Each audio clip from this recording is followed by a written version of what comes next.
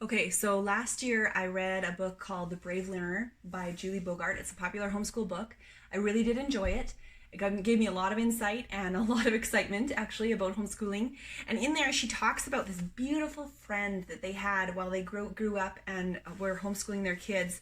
And they would go over to this friend's house, and her house had this art table that had all kinds of different things to create on it. And she had it out in her house permanently. It was a table that the kids could go, and the kids' friends when they came over, and they could just go make whatever they want. And so I actually did try that for a little bit. I had like stuff that I had bins, and I would just bring the art bins on the table, and my kids, I just say, go make something. And they loved it. And it usually ended up in a terrible mess. And usually those bins are brought out so less often now. But I was so inspired by this story of how this mom she cared so much about her kids' creativity and just that welcoming atmosphere that her kids could come and do something of their own initiative, that she was willing to sacrifice a clean house for it. This is another Dwelling Logs podcast. I am Bonnie. I am a Jesus lover, farmer's wife, and second generation homeschool mom. I was homeschooled from kindergarten all the way to grade 12. I have 3 kids, and I started Dwelling Logs to share things from my life and my heart that will encourage and help other moms and facilitate the foundational building blocks for our homes, kids, our parenting.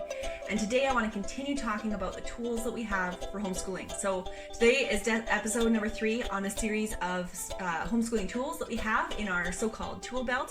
And today I really want to talk about atmosphere. It is free for everybody. Atmosphere is something that we can totally think about, be conscious about, facilitate. So the atmosphere is an envelope of gases surrounding the Earth or another planet, but that is not the atmosphere we're talking about today. We are talking about the pervading tone or mood of a place, situation, or work of art. Let me read that. The pervading tone or mood of a place, situation, or work of art. So obviously the first place that you think of a homeschooling atmosphere would be the home. And so I had a couple thoughts on that. On the coattails of kind of my community talk last time, I want to talk a little bit. Part of our atmosphere of our home is the community of our home. And that ties into sibling relationships, and it ties into our family relationships. Now, there are no other people out there other than homeschoolers who have as many hours in a day as we have with our children, Monday to Friday, all through the day. Everyone else who's sending their kids to public school or daycares or whatever, they simply do not have the hours in the day that we have in the day, which is beautiful for relationships. Yes, I have Christian family friends who send their kids to public school, and they, I would say, have a great relationship with their kids, but they simply don't have the time that I get to have. And it is a blessing and a privilege. We should never take it for granted, but that is definitely part of the atmosphere in our home, is our time that we get to spend together. And we get more time in our home atmosphere than anybody else. Praise the Lord. So my family relationships, I have one sister, and we're 3.5 years apart. So if we would have been placed in school, we probably would have gone to different schools, been in completely separate school experience for that 9 hours a day. But instead, we were homeschooled together. My mom did put my sister into junior high in grade 7 for 1 year into a Christian school. She was a little scared of that junior high level, and it was a complete regret. We went back. Came back to homeschooling in grade 8. So I did have 1 year where I experienced a separation from my sister, which was incredibly hard, I have to tell you. But I have a very close relationship with my sister. I always have, and it's closer now probably than ever, even though we're busy and we live 2 provinces away, but we phone each other and have good 3 or 4 hour phone conversations.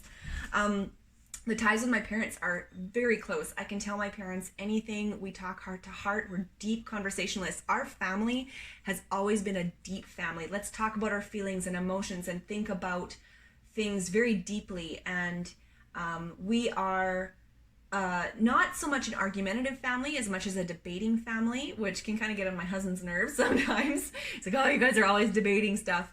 But we have a comfort zone there where we can talk for hours about something or one subject, and it's interesting, it's intellectual, we share opinions, we don't always come away agreeing, but it's just part of what we do, what we've always been able to do. It's like the freedom of speech almost in the home, the openness that we've always had with each other, which is strange to my husband.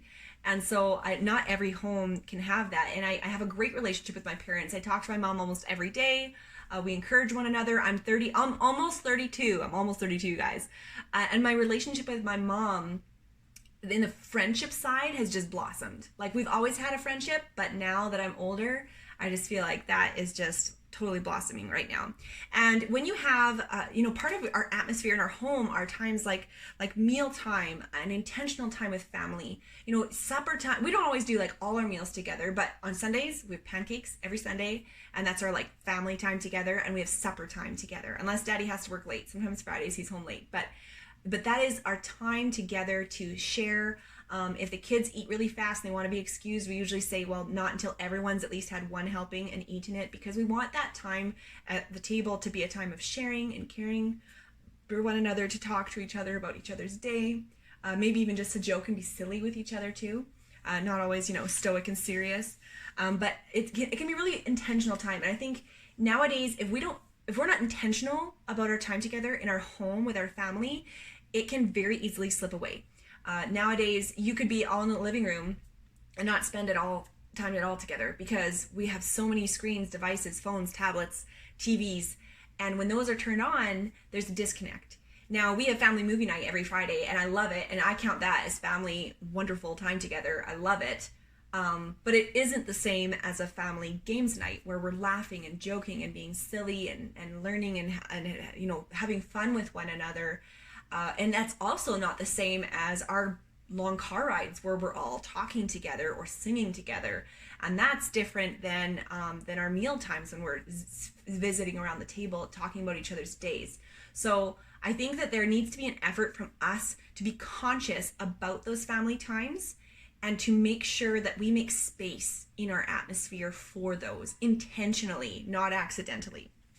And an environment is a huge part of that. So part of our home, we call it an atmosphere. You could also call it environment. I wrote down what the definition of environment was: surroundings and conditions to operate. So so your environment is obviously what you're surrounded with from day to day as a homeschool family, is in your home.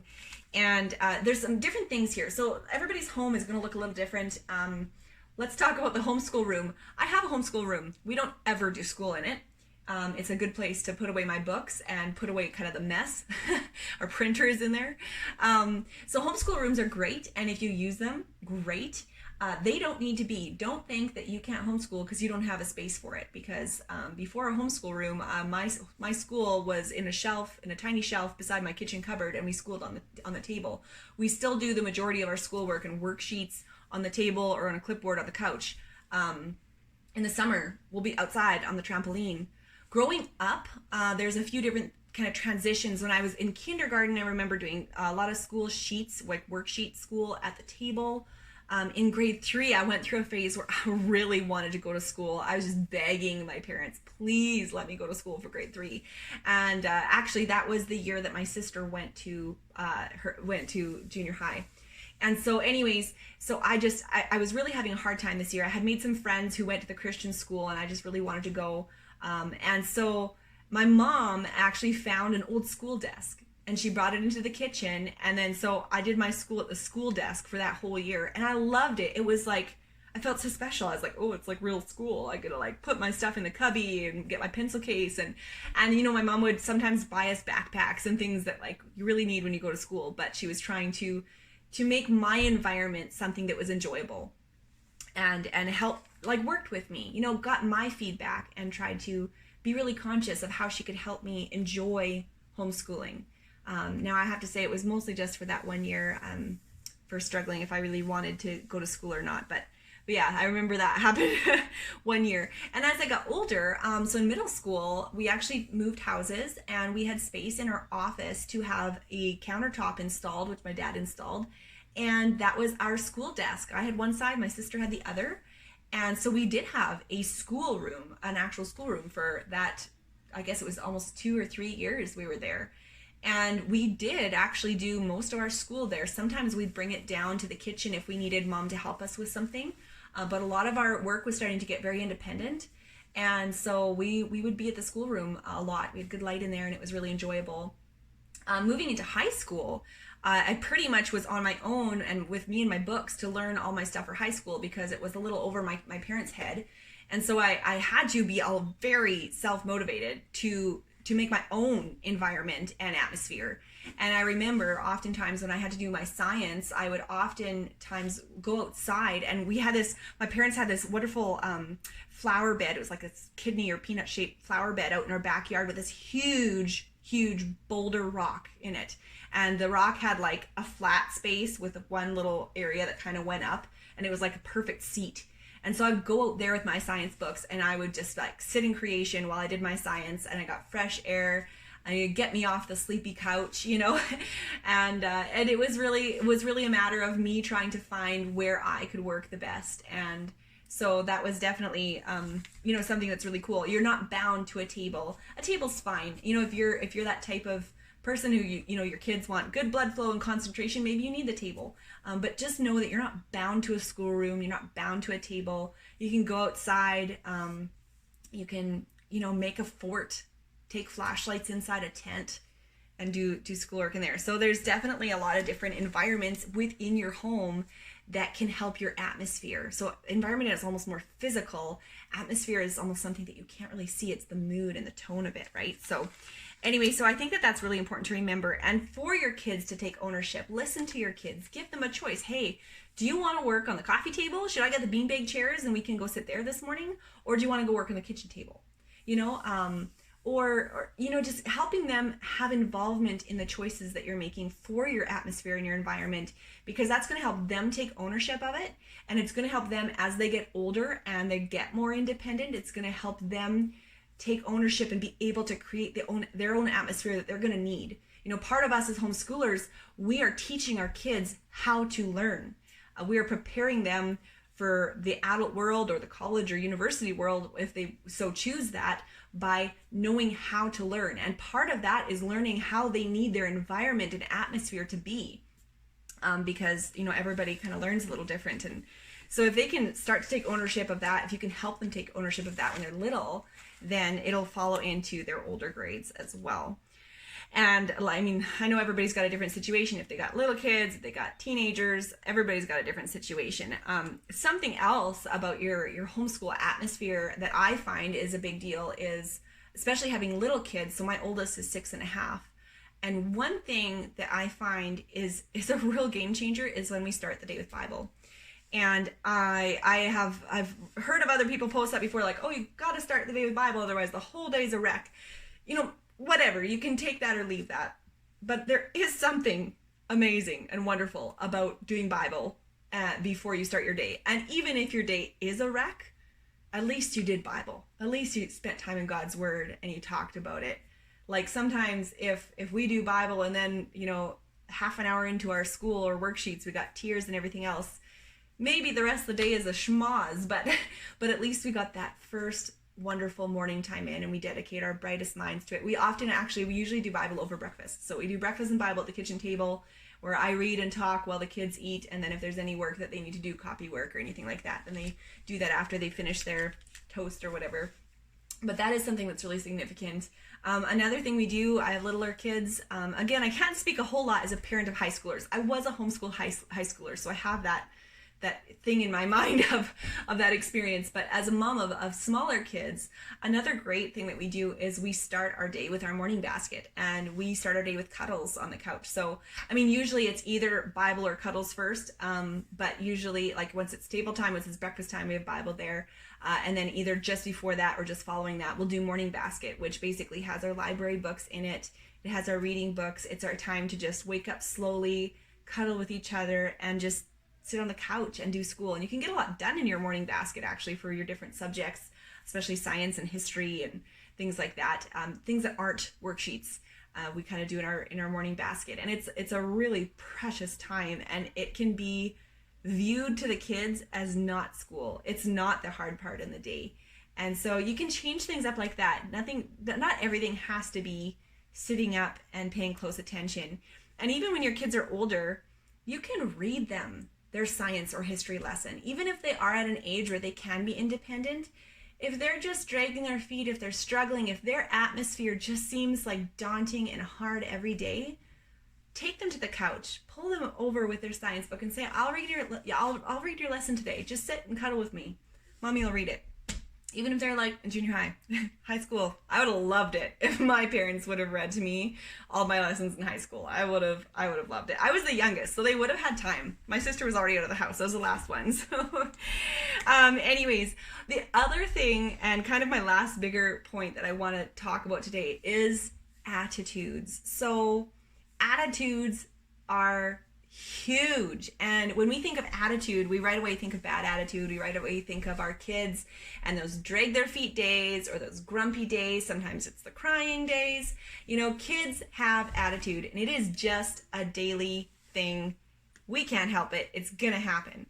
And so when you're talking about attitudes though, and you're thinking that way, I want us to step back for a minute and remember, we got our kids' attitudes over here and we got our attitudes over here. And so often as parents, we're like so done with your attitude. We just hate it, and would you please change it?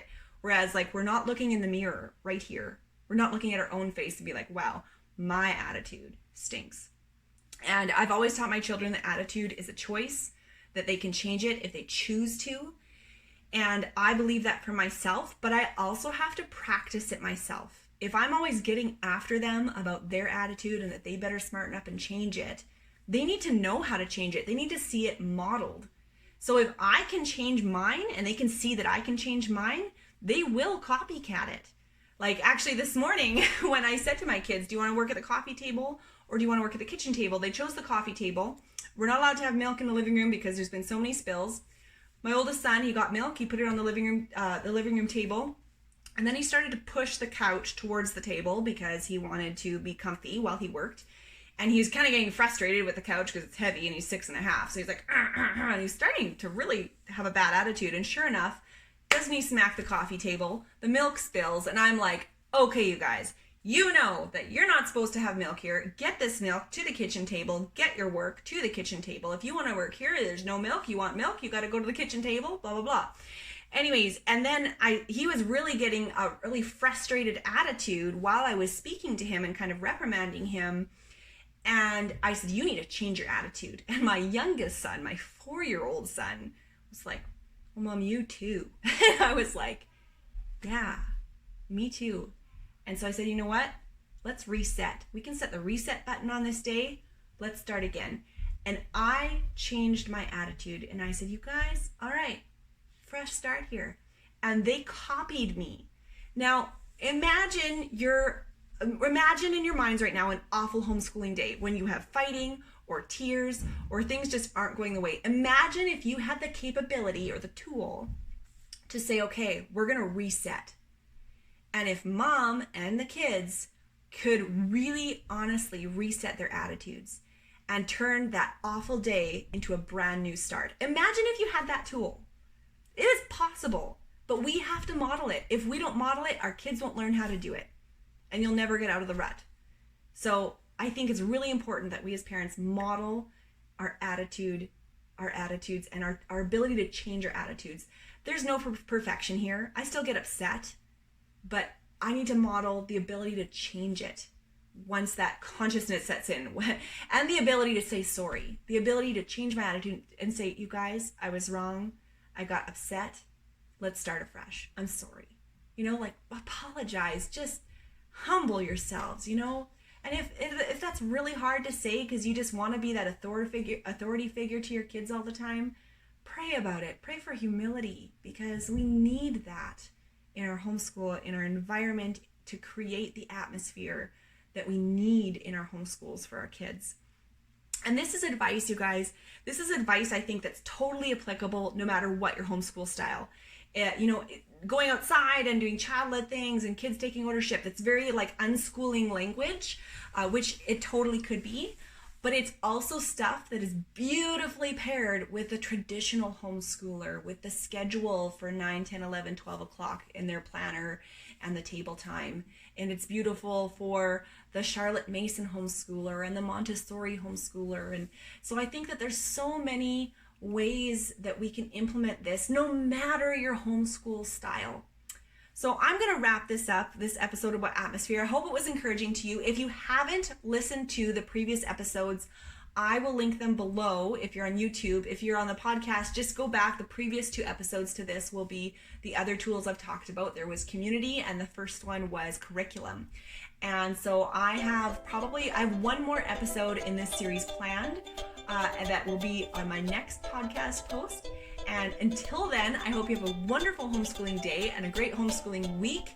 And I pray that you are conscious, or try to make an effort to be conscious of the atmosphere and how you can help it in your home and help it be just a wonderful atmosphere with a good environment, with the ability to change attitudes when needed. And I just pray that you guys will just have a wonderful homeschooling week, and I hope this was really encouraging and helpful to you. We will talk to you later. Bye.